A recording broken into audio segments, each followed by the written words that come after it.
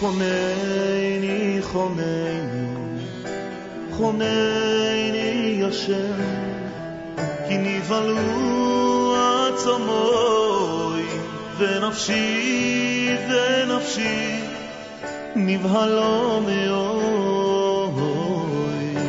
חונני, חונני, חונני השם, כי נבהלו עצמוי, ונפשי, ונפשי, נבהלו מאוד. ואתו השם, ואתו השם, ואתו השם, מתנוסי, ואתו השם, ואתו השם, ואתו השם, מתנוסי. Mourez Rabotai, avec la permission d'Hachem, nous sommes aujourd'hui à la paracha de Ekev. Dans cette paracha de Ekev, la Torah nous parle de l'importance du respect des mitzvot, les mitzvot que Akadosh Baruch Hu nous a donné, combien il faut faire attention aux petits mitzvot comme les grandes mitzvot. Parce que beaucoup de fois, il y a des gens qui cherchent à respecter les grandes mitzvot, comme Pesach, Shabbat, Nidar, la pose de tefillin, une petite mitzvah comme la kippa, et Zilat Yadayim, même Haronim, Ta'it Katan, c'est des petites mitzvot. Alors, il y a même ceux qui pensent que l'étude de la Torah c'est une petite mitzvah. Alors, ça, c'est pas la peine. Il ne faut pas bien faire attention. Alors, c'est pour ça que la Torah a dit non. Il faut faire attention aux petites comme aux grandes. Surtout les petites qu'on a l'habitude de les faire tout le temps, parce qu'on s'habitue. Vous savez, toutes les mitzvot qui sont importantes. Mais lorsque il y a des mitzvot qu'on a l'habitude de les faire chaque jour, à cause de l'habitude, ça devient moins important. Parce qu'on a l'habitude. Par exemple, pour la première fois qu'on va donner à un pauvre les truffes avec l'agneau et un bon steak, le meilleur repas qui peut exister, il va être très content. Il va parler de ça presque toute sa vie. Mais si chaque jour, on lui donne le même repas chaque jour, l'après-midi et le soir, il va s'habituer il va même se dégoûter. Ou bien il va y manger par habitude, pas avec délicatesse, pas avec goût, avec c'est bon. Il va les manger comme ça. C'est la raison pourquoi Akadosh Baruch Hu dit fais attention, les mitzvot que vous avez l'habitude de faire, c'est de ces mitzvot-là, il faut bien faire attention parce que l'habitude, il n'y a pas pire que l'habitude. L'habitude, c'est catastrophique. L'habitude, c'est le plus grand crime, c'est l'habitude. Lorsqu'un habitude a fait quelque chose, regardez, lorsque quelqu'un il fait la connaissance de sa future femme, et il la trouve bien, il la trouve jolie, avec toutes les bonnes qualités, il dit, Baruch Hashem, alors qu'est-ce qu'il va faire? Il va tout faire pour lui plaire. Il va tout faire pour être gentil avec elle, et les cadeaux, et comment il va la regarder. Et après, lorsqu'il va commencer à parler de mariage, il va gonfler sa vie, il va dire, je gagne 10 fois plus qu'il gagne. Et on a l'habitude entre nous, moi-même, c'est ce que j'ai fait. C'est comme ça, tout le monde, c'est comme ça, pour plaire à la fiancée, on va gonfler notre vie, on va rien ajouter. Pourquoi pas? C'est important. Et au fur et à mesure qu'on s'habitue à la fiancée, ça y est, on s'habitue. Après même, on risque même de se tromper et de dire, d'oublier combien je gagnais. Si par exemple, il y a un mois, je lui dis que je gagnais 10 000 euros par mois, après je lui dis la vérité, je lui dis, tu sais, quoi tu gagnes? Je gagne 2 000. Mais tu m'as dit que tu gagnais 10 000 euros. Alors, et alors, tu n'es pas contente? Voilà. Il y a un mois, il était prêt à tripler le chiffre combien il gagnait pour plaire à sa femme, à sa future femme. Mais tant qu'il est sûr de lui et qu'elle va le marier, et que ça y est, les cartes ils sont déjà en route, et que les gens ils sont déjà presque invités, et tout le monde est au courant du futur mariage, alors là, ça y est, c'est l'habitude, ça y est, il peut lui dire la vérité, il dit, bon, c'est trop tard, bon, c'est comme ça. Mais justement, Akadosh Baruch Hu, il vient nous dire que justement, les mitzvot qu'on a l'habitude de faire, c'est de ces mitzvot-là, il faut bien les faire, il ne faut pas s'habituer à eux, il faut bien les faire. Et c'est la raison pourquoi c'était cette paracha de Ekev, elle tombe après Vaït Hanan. Et la paracha de Vaït Hanan, elle tombe toujours la semaine de Tisha B'Av. D'accord? La semaine du Tisha B'Av. Et n'oubliez pas une chose, que la semaine du Tisha B'Av, surtout le jour de Tisha B'Av, on pleure pour la destruction de Beth Amikdash, et on pleure, et on pleure. Et après Tisha B'Av, on rentre dans le système normal, la vie normale. Et après, on va oublier qu'on a pleuré hier, on a oublié que pendant 3 semaines, on a fait le deuil pour le temple, pour la destruction du temple. Ça y est, ça devient, ça y est, on oublie, c'est comme si on tourne la page. C'est la raison pourquoi la Torah te dit, Ve'haya Ekev Tishmeon. Tout de suite, Hachem veut nous rappeler que vous savez pourquoi le temple a été détruit? Ben justement, le temple a été détruit parce que les Juifs, ils se sont habitués aux mitzvot, et tellement qu'ils se sont habitués à faire les mitzvot, je crois qu'ils ne sentaient pas le goût des mitzvot. Et lorsqu'on ne sent pas le goût de la mitzvah, on ne fait plus la mitzvah. Imaginez-vous un pauvre, que chaque jour il vient chez vous, et vous lui donnez 1000 euros. Il va s'habituer. Il va croire que... Un jour, il va s'habituer. Au départ, ouais, la première fois qu'on lui a donné 1000 euros, il était comme un fou. Il était vraiment comme un fou. 1000 euros, c'est beaucoup, 1000 euros. C'est pas grave, tiens, 1000 euros. Et demain, il retourne, je donne encore 1000 euros. Il retourne le lendemain, il ne croit pas ses yeux, c'est pas vrai. Quoi, 1000 euros, moi j'ai l'habitude de recevoir 1 ou 2 euros, il me donne 1000, et demain il me donne 2000, le lendemain il vient, il lui donne encore 1000. Non, il lui dit encore, demain tu viens, je te donne encore 1000. Et à un moment donné, pendant des années, il vient chaque jour, il reçoit 1000. Et un jour, ce pauvre-là, il va devenir milliardaire. Parce que 1000 euros par jour, en un an, c'est 365 000 euros. Et en 2 ans, 3 ans, 4 ans. Et un jour, ce pauvre-là, c'est qu'il est plus pauvre, mais il se considère toujours pauvre par rapport aux 1000 euros qu'il reçoit. Mais il est plus pauvre, il est très riche. Et un jour, il peut même se permettre de ne plus aller recevoir les 1000 euros. Pourquoi? Parce qu'il est riche. Et il va plus haut. C'est quoi? Moi, je vais aller chez lui qui me donne 1000 euros. Mais qui est lui qui me donne? Moi, je lui donne 1000 euros. Al-Hamar. Tu as oublié que c'est lui qui l'a donné 1000 euros jusqu'à maintenant. Et bien, toi, tu l'appelles Hamar. Et bien, justement, malheureusement, avec toute la vie que le bon Dieu nous donne, on s'habitue à tout le bonheur qu'il nous donne. Et qu'imaginez-vous combien ça coûte 1 heure de sommeil. On dort 1 heure. Imaginez quelqu'un qui n'arrive pas à dormir. Il est prêt à donner n'importe quoi pour dormir. Il devient fou. Si on ne dort pas, on devient fou. Tout à l'heure, j'étais très fatigué. J'étais obligé de m'allonger par terre, rien que pour fermer les yeux pendant un quart d'heure. Je n'ai pas dormi, j'étais réveillé, mais rien que fermer les yeux. Me déconnecter un peu des téléphones et des problèmes. J'étais fatigué. Je ne pouvais pas rester. Vraiment, j'étais fatigué. Et combien je reviens à ça quand je vois qu'après un quart d'heure ou demi-heure, je me suis levé et je me sens bien. Merci à Kadosh Baruch Hu. On s'habitue à tout ça. Baruch Hashem, on est en bonne santé. Le matin, on se lève. Chaque matin, on dort. Chaque matin, toute la nuit, on dort. On se lève le matin. Et est-ce qu'on dit merci à Kadosh Baruch Hu? Est-ce qu'on réalise le bien que Hashem fait avec nous le matin, qu'on se lève, qu'on est vivant? Vous voyez, il y a un de mes amis, il est parti avant-hier pour signer une grosse affaire. Et il était chez le notaire. Et pendant qu'il signait une grosse affaire, il est tombé dans le coma. Il est entre la vie et la mort. Un monsieur qui est riche, qui n'a besoin de rien du tout. Il est parti pour signer une grosse affaire, qui pouvait lui faire rentrer plus de 300 millions d'euros. Voilà, il est entre la vie et la mort. Baruch Hashem, on est là, on est vivant, Baruch Hashem. Mais malheureusement, on s'habitue à la vie, jusqu'à qu'on ne dit même pas merci à Hashem. Jusqu'à qu'on croit que la vie est à nous. C'est nous le propriétaire de notre vie, c'est nous qu'on vit, on a le droit à la vie. C'est pas vrai. T'as pas le droit à la vie. La vie, elle vient de la Kadosh Baruch Hu. Et c'est la raison pourquoi Kadosh Baruch Hu, il nous met en garde. Faites attention. Il ne faut pas s'habituer. Et c'est la raison pourquoi cette paracha, elle tombe après la paracha de Tisha B'Av.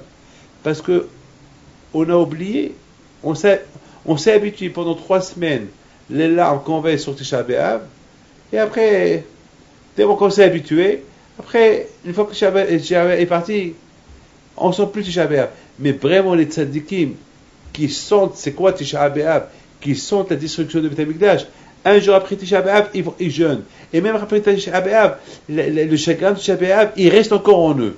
Et non seulement qu'il reste encore en eux, que toute l'année, ils pensent à Tisha B'Av.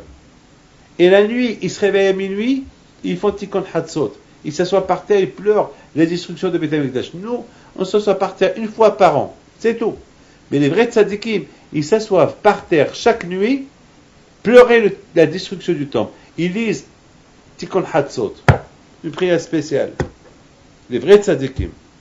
Pour eux, le Beit HaMikdash, tant qu'il n'est pas construit, ils sentent le manque de Beit HaMikdash. Pour nous, nous après on s'est habitué. On s'est habitué qu'on a pleuré, on s'est habitué que le temple n'est pas là et c'est tout. On s'est habitué. Et c'est la raison pourquoi cette paracha, après Tisha B'Av, eh bien, elle nous met en garde. Faites attention que tant qu'il n'y a pas le Beit HaMikdash, c'est parce qu'il y a un problème. Pourquoi il y a un problème? Parce que le Beit HaMikdash a été détruit, parce que les Juifs, ils se sont habitués aux mitzvot, et le fait qu'ils se sont habitués aux mitzvot, ils ne sentaient plus mitzvot, et le fait qu'ils ne sentaient plus mitzvot, alors il n'y avait pas de raison que le temple soit à sa place. Parce que le temple, il rappelle l'homme. Le temple est rappelé l'attachement que l'homme doit avoir avec HaKadosh Baruch Hu. Étant donné que l'homme, il s'est déconnecté complètement de HaKadosh Baruch Hu, alors HaKadosh Baruch Hu, il a dit, donc ce temple-là, il ne sert plus à rien. Alors je le prends, il l'a détruit, il l'a repris chez lui. Mes amis, Hachamim, ils disent, quelle est la raison que le temple a été détruit? Ils ont essayé de comprendre la raison. Et finalement, Hachamim, ils disent, ils apportent un pasuk de Echa, al Mahabay Yerushalayim, al Ozvan Torati.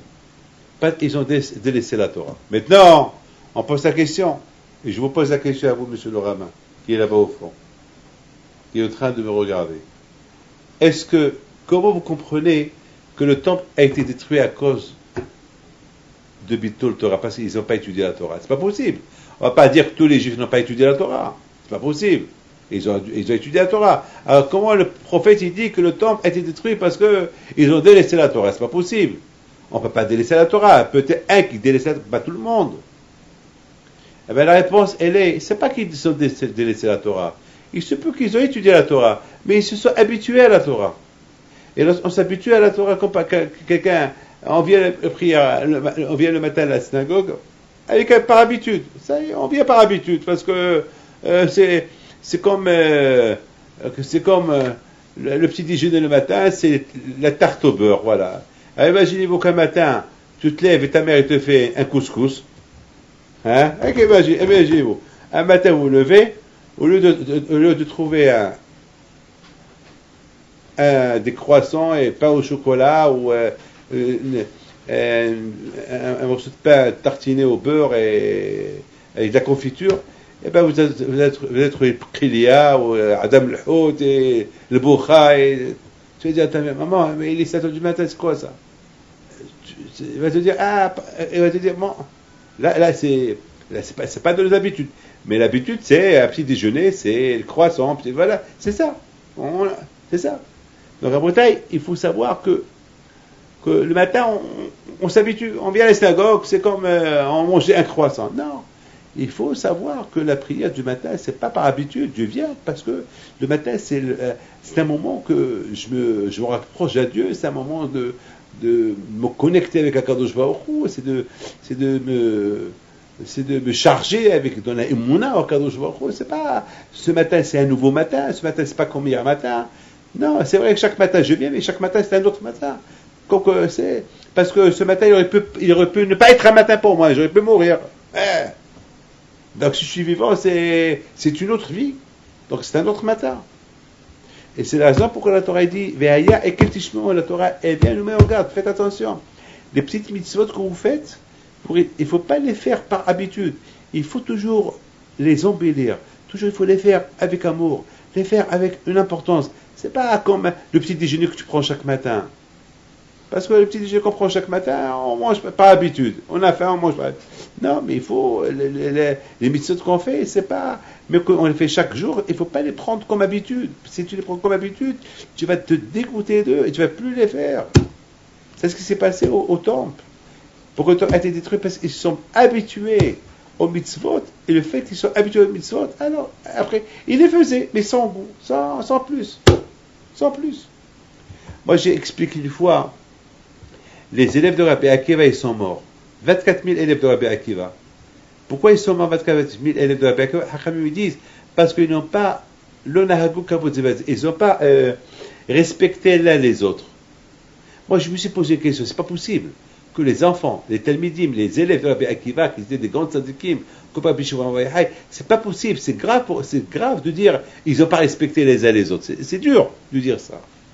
Alors moi, je me suis dit que, j'ai répondu que le fait que chaque jour ils se voient et tout le temps ils sont ensemble, alors lorsque ils sont regardés par, sans plus.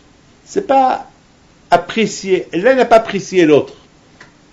C'est-à-dire, voilà, on a l'habitude de se voir. C'est comme par exemple des frères à la maison.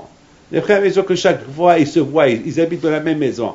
Ils ne vont pas se lancer des fleurs du matin au soir. Non, ils se voient, ils sont là. Mais lorsqu'on parle des élèves, des étrangers entre eux, là, ils ne sont pas des rabbins, il faut qu'il y ait un respect. Il faut qu'il y ait vraiment un respect.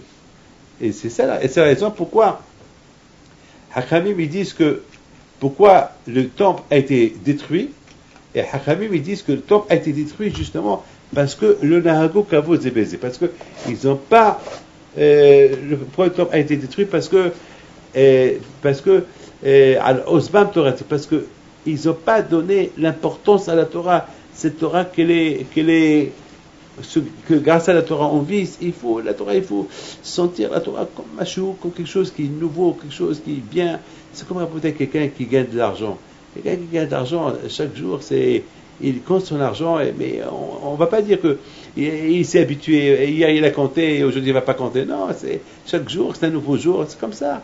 Mes amis, vous savez la caisse, lorsque vient le monsieur, il ouvre la caisse, il prend la recette, il est heureux de voir une belle recette, hein, il est très heureux de voir il ne va pas dire, c'est pas la peine, c'est la même recette qu'hier. Même si c'est la même recette qu'hier, il est encore plus content, puisque hier était bonne, aujourd'hui elle est bonne, il est super content, il va bien les compter. Il va pas.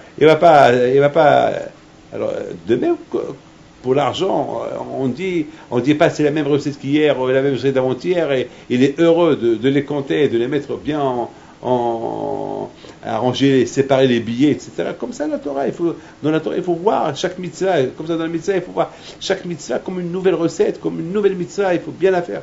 Et la raison, c'est pour ça, la raison, dans cette paracha de Ekev, et ici, il y a pas ce qui dit, toutes les mitzvot que je vous enseigne aujourd'hui, il faut bien les respecter. Il faut bien les garder, les préserver, pour les faire. Les ma'atihiyun, pour pouvoir vivre.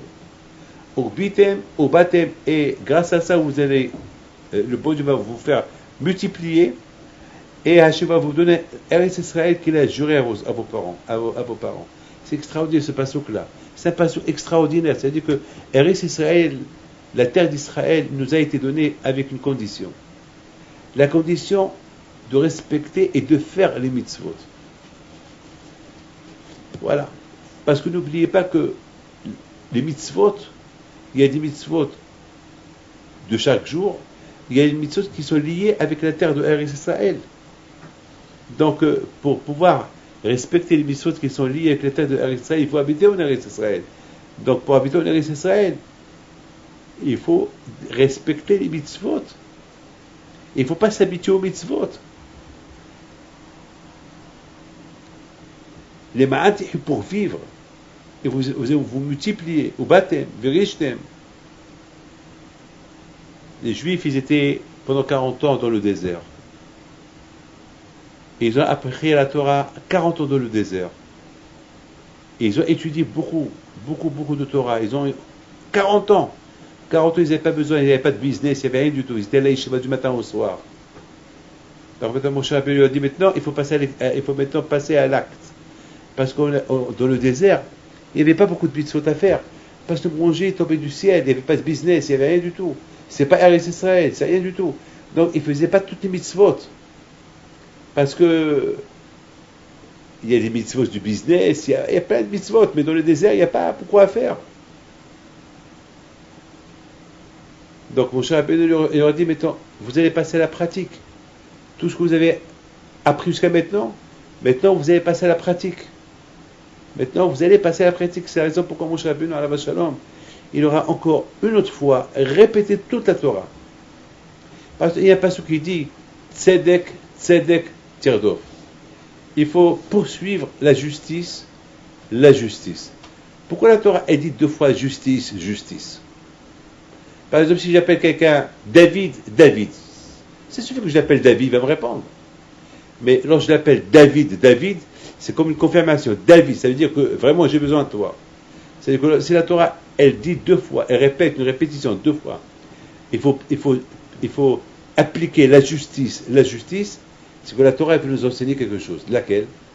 Parce que beaucoup des fois on risque de dire, eh ben j'ai raison. La Torah te dit, attention, peut-être tu as raison, mais il se peut que si tu révises bien le problème que tu as avec ton copain, il se peut que tu n'as pas raison. Parce que beaucoup des fois, lorsqu'il y a un litige entre un homme et sa femme, l'homme il commence à crier, et déjà il dit à sa femme, j'ai raison. Et après, il maintient son raisonnement, j'ai raison. Et sa femme il dit, non, écoute-moi. Non, je t'écoute pas, j'ai raison. Attends, écoute-la. Il se peut que tu te trompes. Revise encore ton jugement.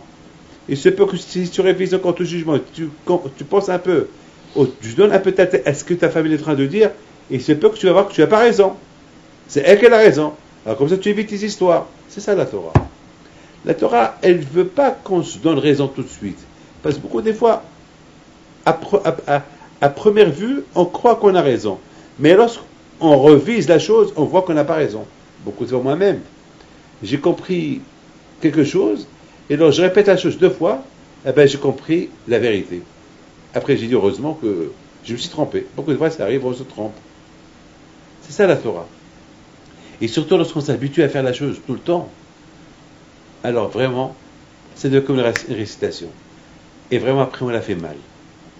On la fait mal parce que l'habitude, et peut-être même à cause de l'habitude qu'on fait la chose tout le temps, après presque on va même finir, on va même se dégoûter, on va plus la faire. Comme ce monsieur là, tu donnes toujours les truffes et le steak, et après, au départ, il est heureux, il est content, mais après ça, il n'a plus envie.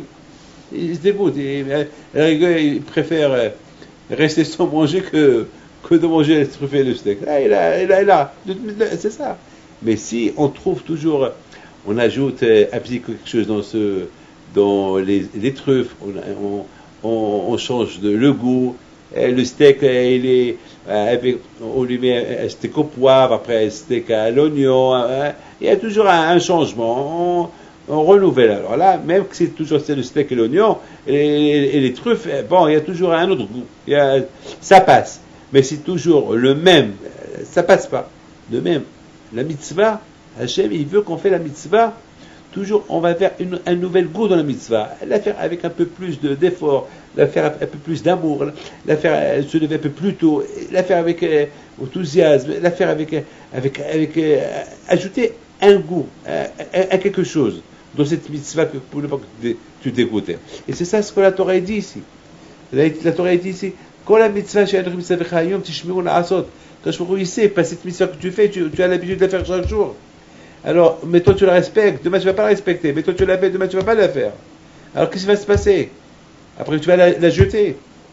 Alors, et une fois que tu vas rentrer en Eretz Israël, alors tu vas t'habituer à Eretz Israël. Tu vas oublier, tu vas t'oublier, parce que Eretz Israël n'oublie pas, c'est un cadeau que Hachem t'a donné. Il y a des mitzvot, et ces mitzvot que Hachem t'a donné, c'est de les faire là-bas. Alors, qu'est-ce qui va se passer? Tu vas t'habituer, tu vas croire que c'est à toi, tu crois que le terrain, tu l'as acheté, tu l'as pas acheté, on t'a donné gratuitement. N'oublie pas que il t'a pas vendu, c'était pas real estate. Lorsque on est rentré en Eretz Israël, il y a 3000 ans ou 4000 ans, on n'a pas acheté de terrain. On n'a rien acheté. On nous a donné ça gratuit. Kadosh Baruch Hu nous l'a donné. Alors, il ne faut pas. Alors, fais attention. Fais attention après. Parce qu'une chose qui est gratuite, malheureusement, lorsqu'on donne quelque chose de gratuit à quelqu'un, mais il fait n'importe quoi avec. Alors après, on risque de tout balancer. Alors quand je fais attention, quand la mitzvah, toutes les mitzvahs, il faut les shmirot, il faut les préserver, il faut les faire, il faut toujours leur donner un autre goût, il faut toujours leur donner un emploi du temps, il faut se l'occuper. Pour comme ça, vous allez rester en Eretz Israël. Sinon, malheureusement, ce sera la fin. Si vous allez vous habituer aux mitzvot, vous n'allez plus les faire. Vous allez prendre Eretz Israël comme un gain, comme une terre qui c'est un Dieu à vous. Donc, Eretz Israël a été donné par condition. Lorsque la condition n'est pas acceptée, alors Eretz Israël aussi elle va vous vomir. Il n'y aura plus d'Eretz Israël. Le top sera détruit. Et c'est ce qui s'est passé. C'est ce qui s'est passé malheureusement. C'est ce qui s'est passé. Kadosh Baruch Hu, combien dans cette paracha de Ekev, Kadosh Baruch Hu, il dit encore, Vishamata et mitzvot Hashem Elokecha lalechet bechod rachav, respecte et garde les mitzvot que Hashem t'a donné, suis son chemin, crains-le. Crains-le. Hashem te donne une terre, Eretz, Zavat Halav Udvash, une terre où il y a tout là-bas. Zaït, Eretz, Zaït, Shemen Udvash. Combien il faut faire attention. Une terre que Akash Baruch Hu, il la surveille. Et après, tu aurais dit, Shamelecha, fais attention. Fais ne pas oublier. Le pire, c'est l'oubli. Et vous savez comment on oublie? Lorsqu'on s'habitue à la chose. Il dit à la Torah, attention. Et après, tu vas commencer à te rassasier. Après, tu vas t'habituer à la vie. Après, tu vas oublier la Torah. Tu vas tout oublier. Après, tu vas commencer à faire du real estate, en train de construire des maisons. Et tu vas commencer à construire des jardins et des piscines. Et encore une villa ici, une villa là. Et tu vas tout oublier.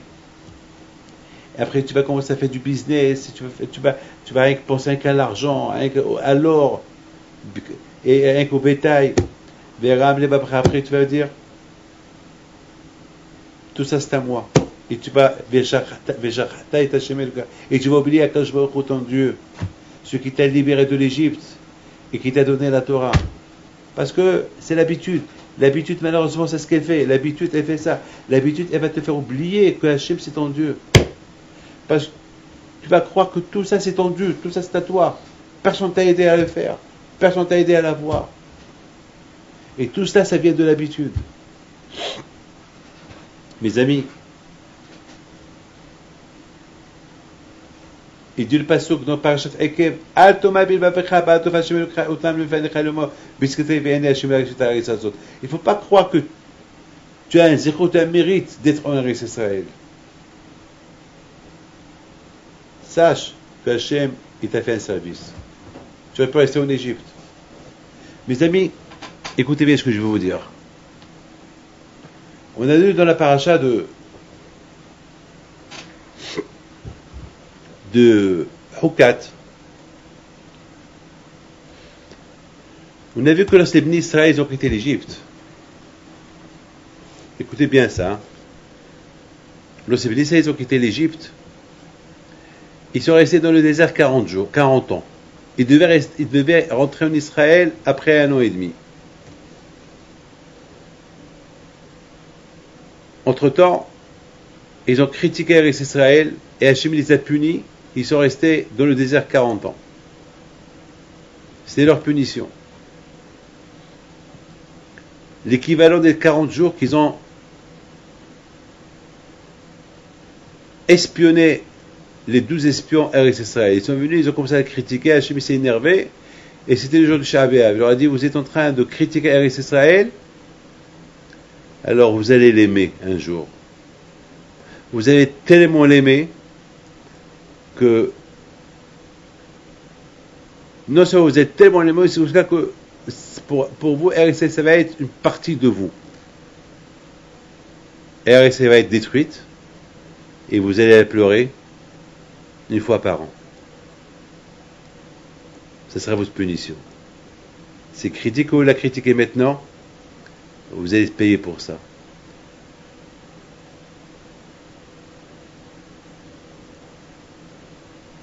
Après 40 ans, toutes les générations qui ont critiqué Israël, qui ont pleuré inutilement, pourquoi Dieu va nous faire entrer en Israël? Parce qu'ils ont cru aux médisances des explorateurs. Toute cette génération, elle est morte. Maintenant, il y a une nouvelle génération qui est là. Elle est prête à rentrer en Israël.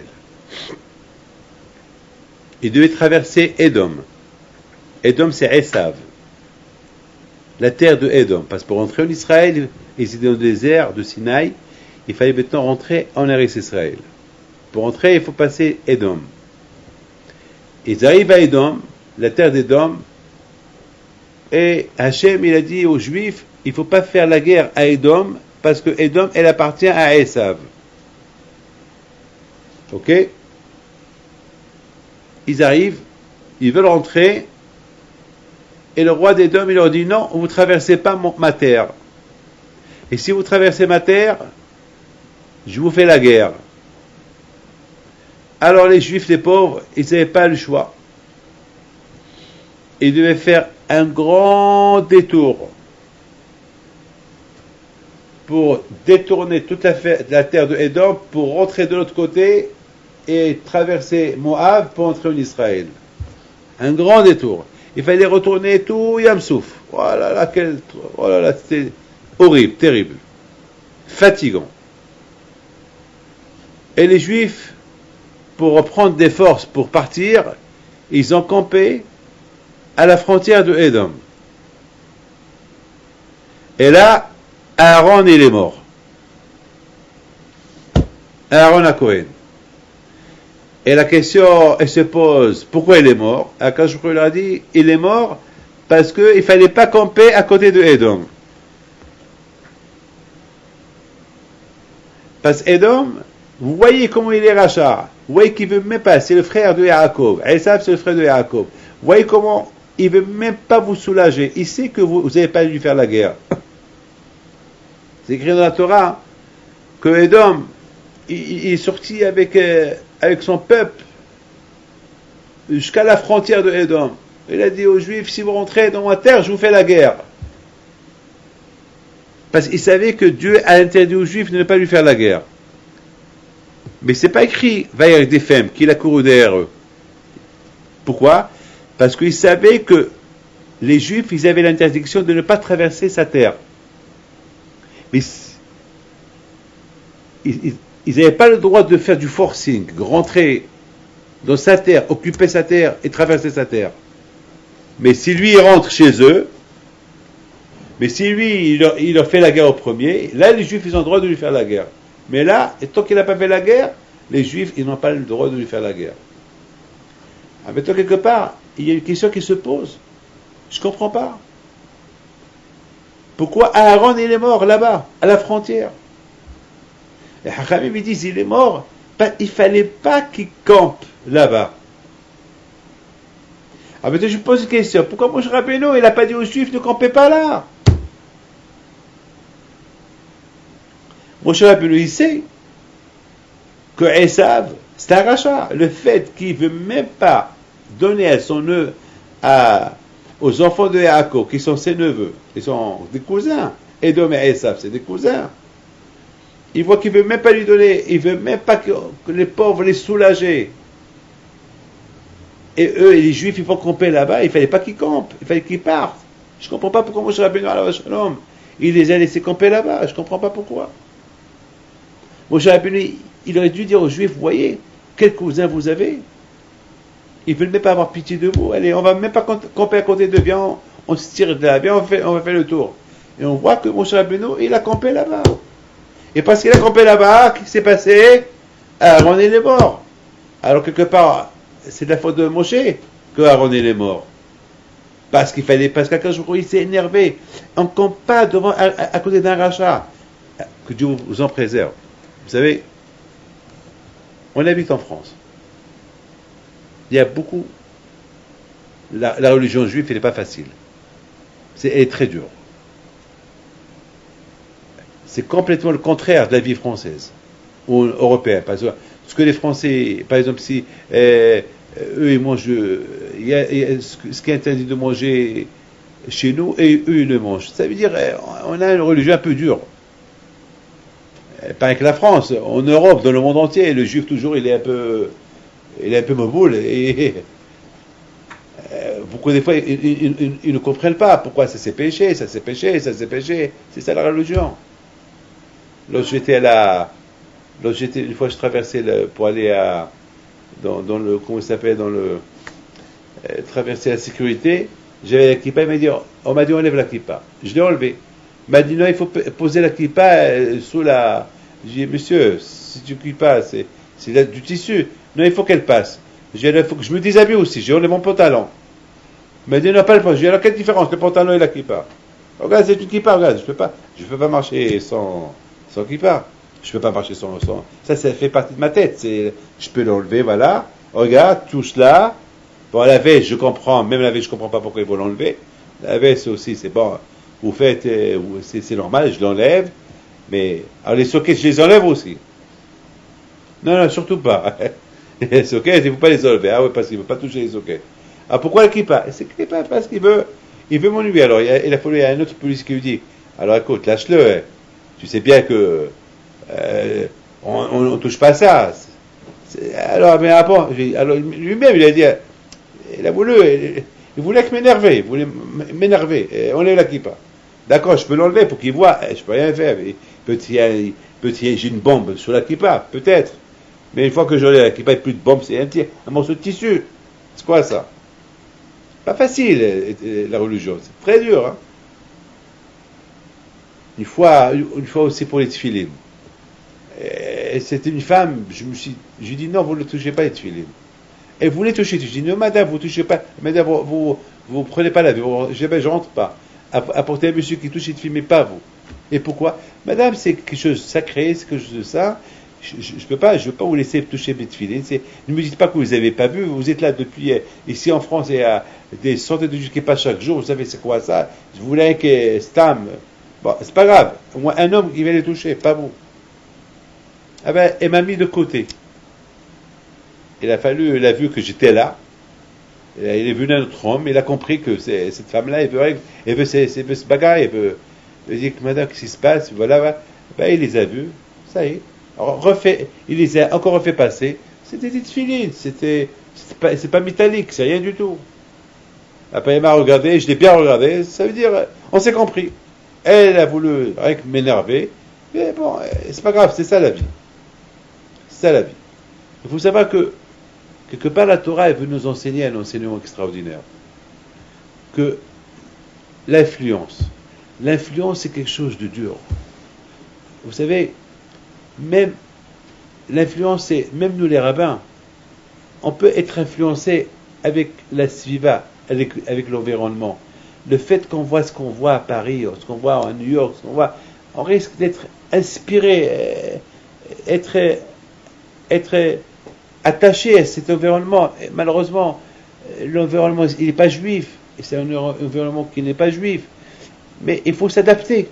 Il faut savoir habiter ici, à Paris, en Amérique, en France, en Israël, parce que même en Israël, c'est pas tout le monde qui est religieux. Allez-y à Dizengoff, allez-y à Tel Aviv, on va même pas sentir, même Kippour, même pas Pessah, même pas. Vous voyez, tout le monde qui mange le pain. Il y a une manifestation à Tel Aviv, à Pessah, parce qu'ils veulent le pain.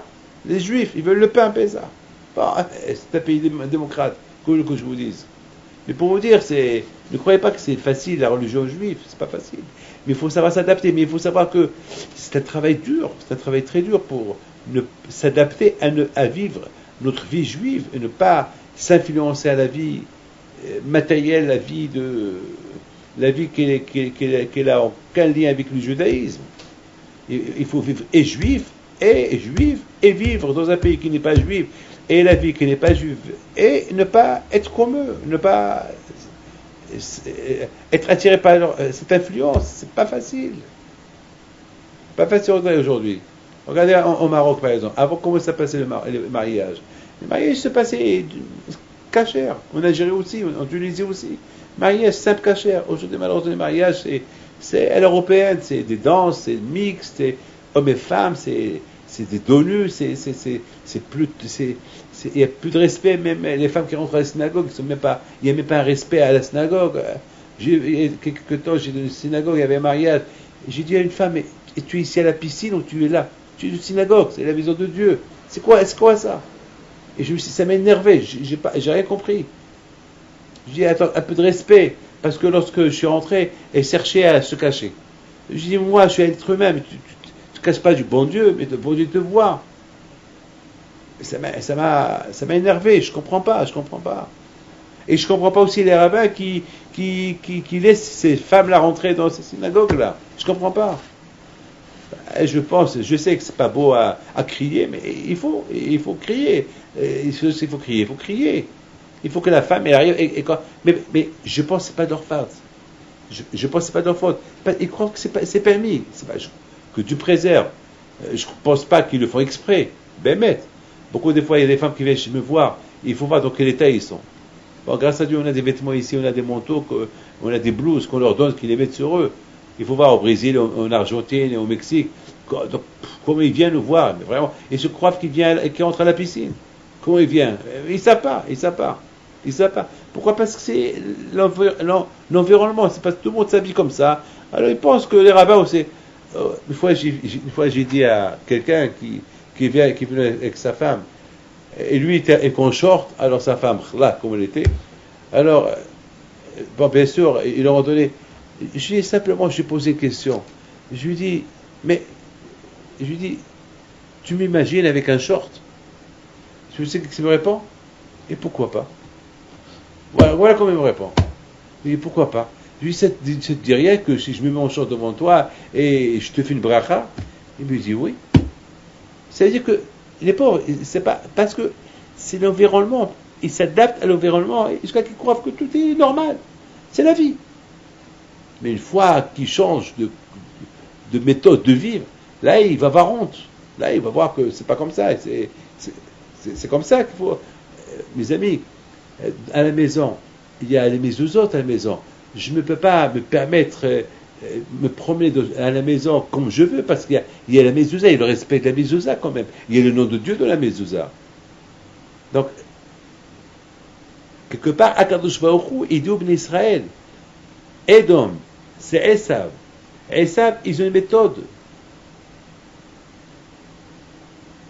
Ils obtiennent tout avec l'épée. Ils tuent pour avoir. Qu'est-ce que vous êtes... Même pénétrer dans leur terrain, ils ne vous ont pas donné la permission de pénétrer dans leur terrain. Même ce que vous avez proposé à les payer. Alors il fallait dégager de là-bas. Pourquoi vous êtes resté là-bas? Vous n'avez pas peur d'influence?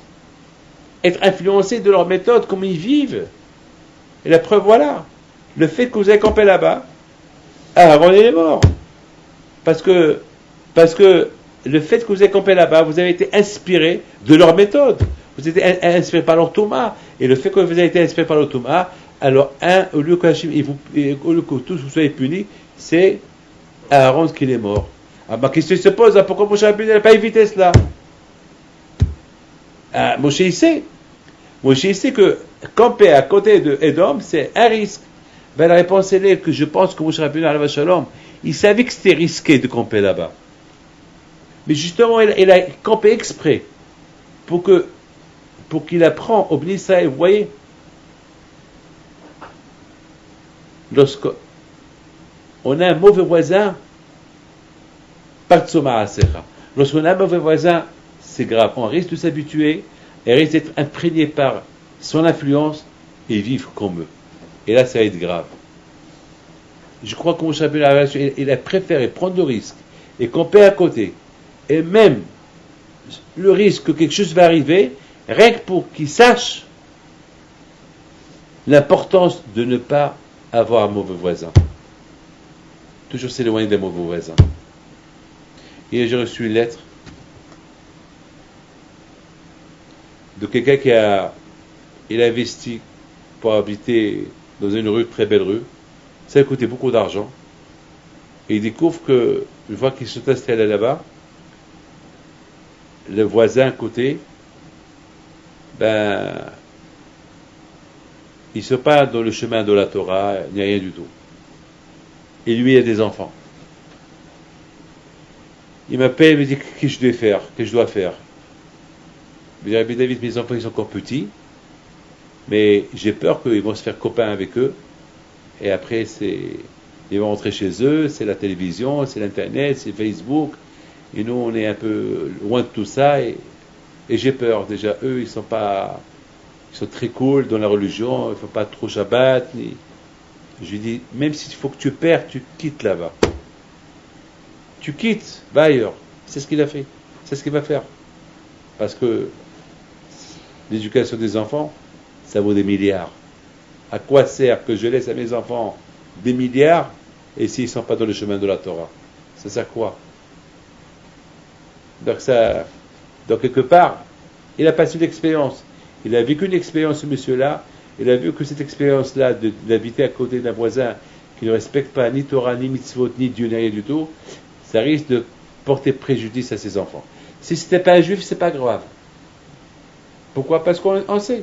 Un juif, on ne peut pas lui imposer la religion, mais un juif qui ne fait pas la religion, c'est grave. Ça risque de mal tourner.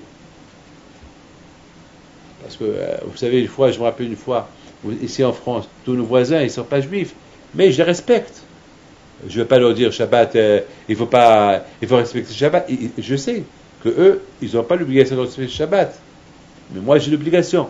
Mais voir un juif qui a l'obligation, comme moi, de respecter Shabbat, il ne le respecte pas, ça risque de porter préjudice à mes enfants. Il faut que mes enfants, ils grandissent déjà bien blindés dans le respect de Shabbat. Et après, eux, s'ils voient des juifs qui respectent le Shabbat, ils ne vont pas être imprégnés par ça.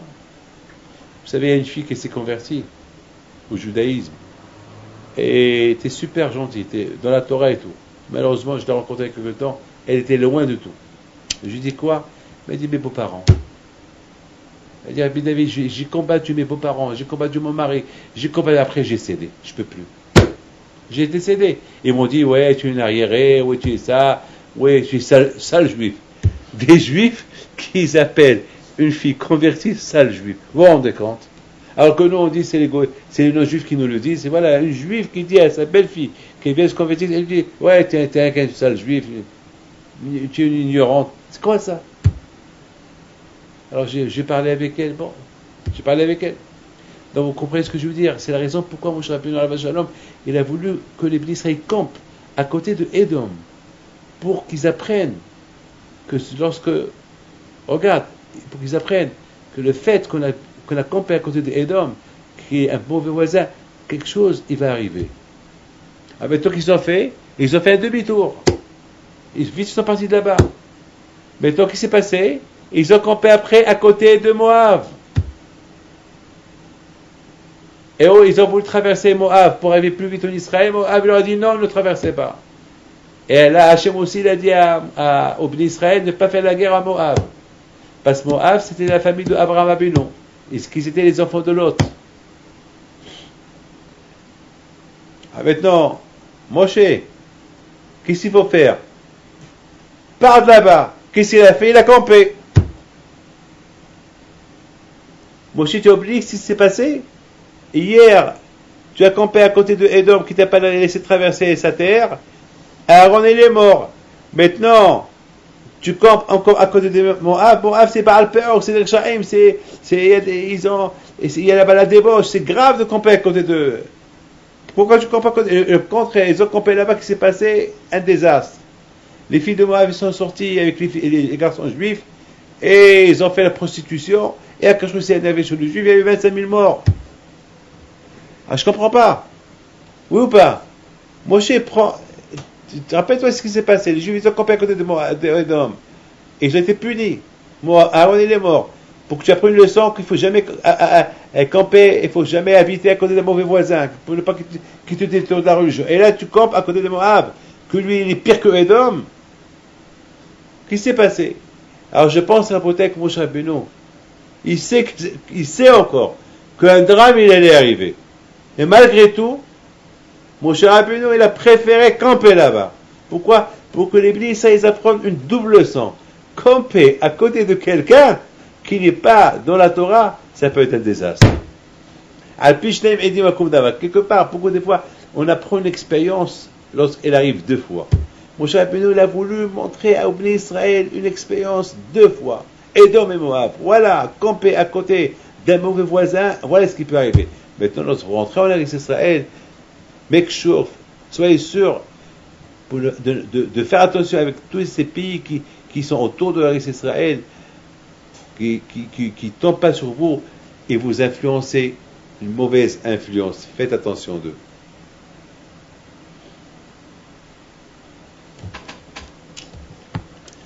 Rabotai, la Torah, elle est en train de nous dévoiler la méchanceté de Édom, le frère de Yaakov. Lorsqu'il n'a pas laissé les Juifs passer sa terre. La Torah nous apprend combien il fallait s'éloigner de Édom. Mais Moshe Rabbeinu, il n'a pas voulu s'éloigner. Il a voulu apprendre au Béni Israël lorsque on a de la peine et lorsqu'on même on veut habiter à côté du cousin, qu'il est rachat. Voilà ce qui arrive. Aaron, il est mort. Mais ils sont partis de là-bas. Ils arrivent à Moab. Ils veulent traverser la terre de Moab. Ils campent en face Moab. Le contraire. Ils auraient dû pas camper en face Moab. Ils auraient dû comprendre que camper en face Moab, c'est désastre, c'est grave. Et ça risque de leur arriver comme c'est arrivé à Édom. Et malgré tout, ils ont campé en face Moab.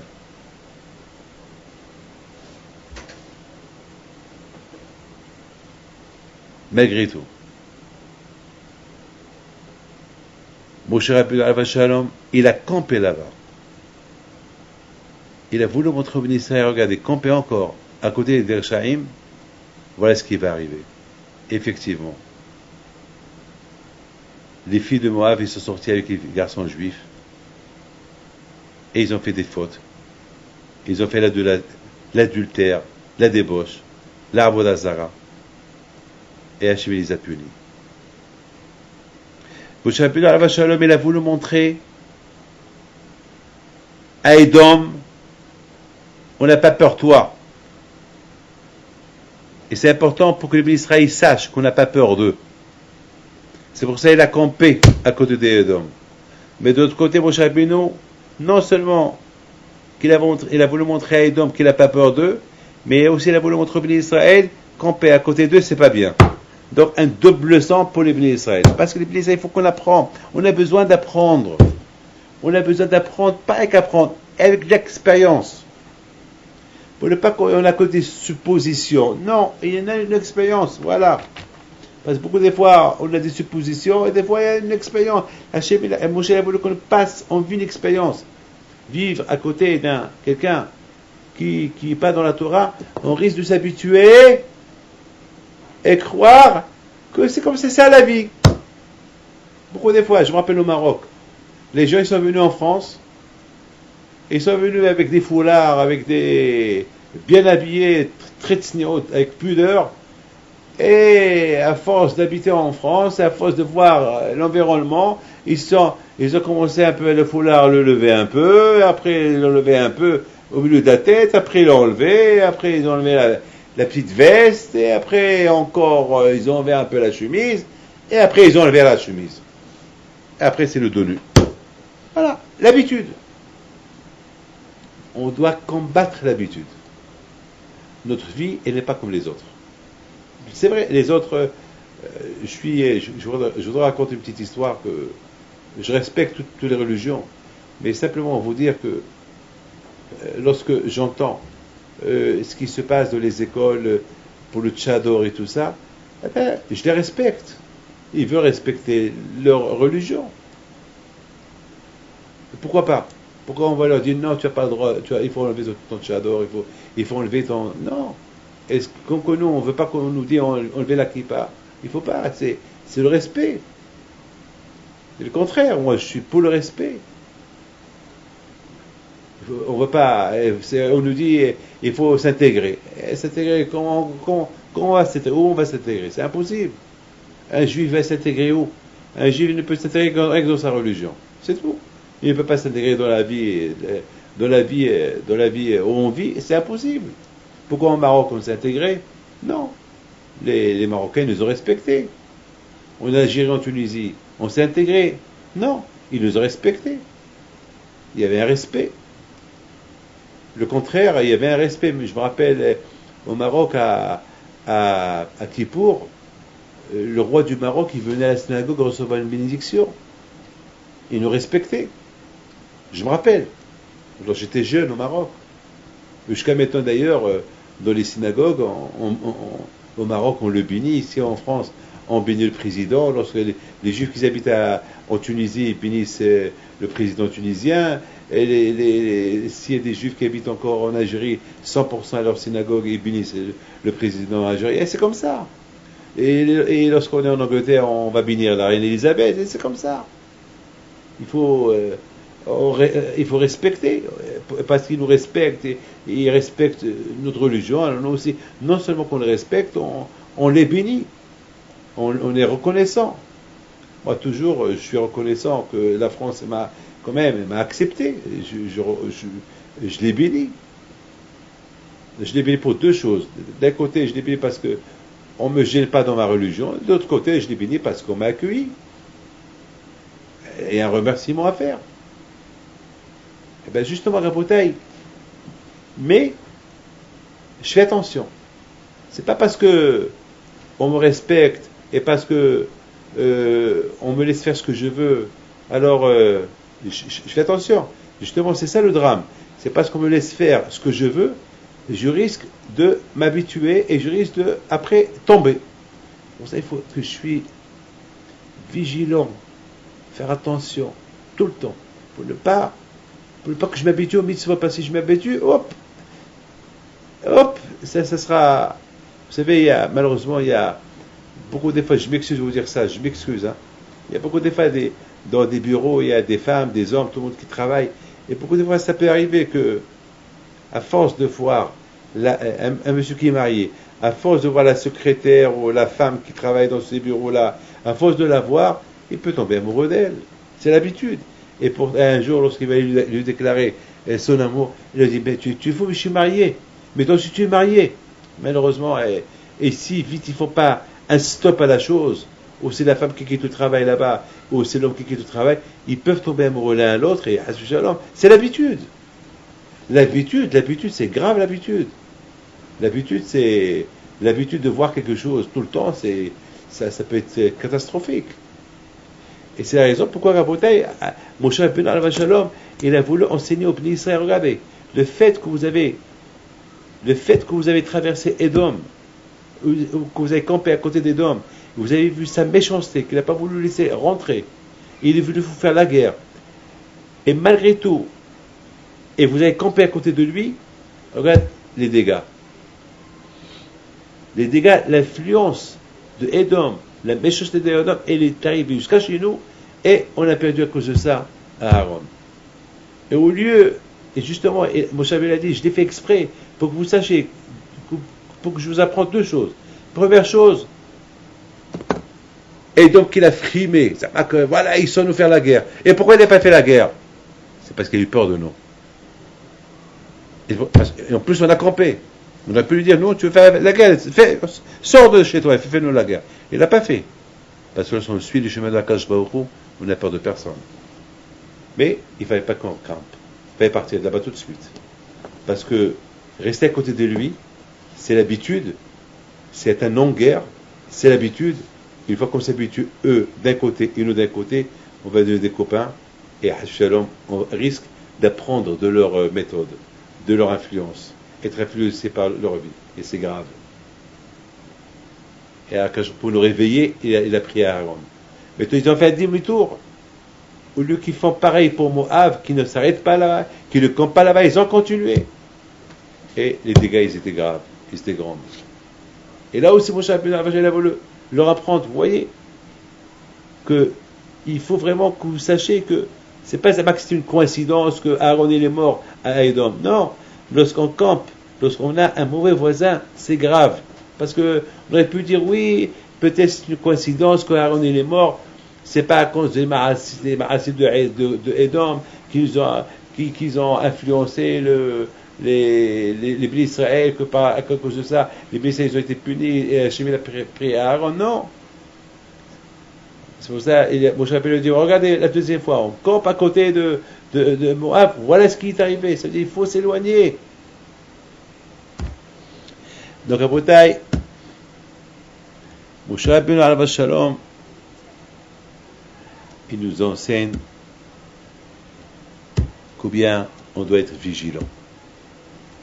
Mes amis, je vous bénis, que le bon Dieu vous protège, que le bon Dieu vous donne la santé, que toutes les missions que vous allez les faire avec bien.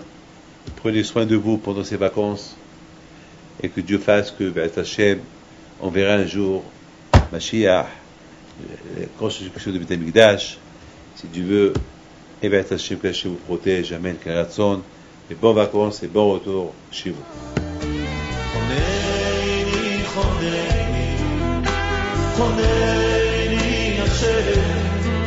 אם יבלו עצמות ונפשי